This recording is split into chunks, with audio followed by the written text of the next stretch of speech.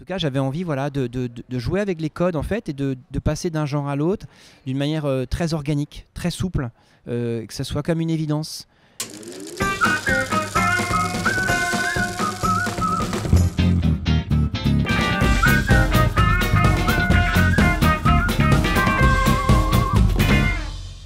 Un copain m'a dit bah, comment t'étais quand t'étais ado, et je lui ai dit j'étais très très petit, j'étais tout petit.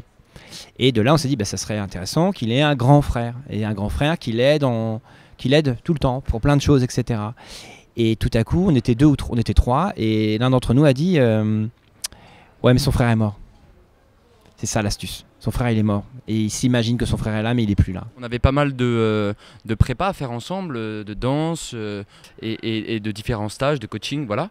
Et donc on a pris le temps de se connaître déjà et de se voir en amont, beaucoup plus que d'ordinaire. Mon rôle ne joue qu'avec lui.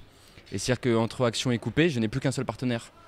Et donc en ayant cette position, forcément il y a une intimité qui se crée, et dans l'œil il y a un truc, il y a un partage qu'il n'avait pas avec les autres comédiens et que je n'avais pas avec personne d'autre. Ils ont travaillé sur des souvenirs communs qu'ils auraient pu avoir en tant que frères. Finalement aussi, de par leur différence d'âge et l'expérience de Benjamin, qui a une plus grande expérience du cinéma que Thomas, c'était à la fois un grand frère également sur le plateau, sur comment aborder une scène, comment vivre les choses, etc.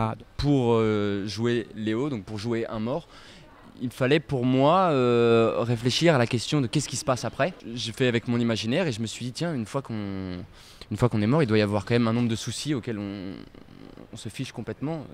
Et donc simplement l'émotion pure, l'émotion, la brutalité d'un coup qui arrive. Et après, de manière thématique, je me suis rendu compte que je pouvais parler des choses qui me tenaient à cœur, c'est-à-dire à savoir la famille, les injonctions de virilité, la masculinité. Ce que je trouve intéressant, c'est mettre du drame dans la comédie et de la comédie dans le drame. Et l'idée, c'est que si Léo est présent à l'image, Tom, son petit frère, n'a pas de raison d'être triste. Comment montrer le deuil, mais d'une manière joyeuse, tout comme on sait très bien qu'on peut rire à un enterrement. J'avais envie voilà, de jouer avec les codes en fait, et de passer d'un genre à l'autre d'une manière très organique, très souple, que ça soit comme une évidence. Et voilà, et tout à coup, ça devient plus sinistre. Et effectivement, l'aspect teenager disparaît. Je suis parti des archétypes, et après, je les ai un peu éclatés. C'est-à-dire que par exemple, le personnage de Steve, qui est l'antagoniste, c'est un leader, il est charismatique. Mais j'avais envie à un moment de montrer que ça ne le définit pas, qu'il peut dans une certaine intimité montrer qu'il a du cœur.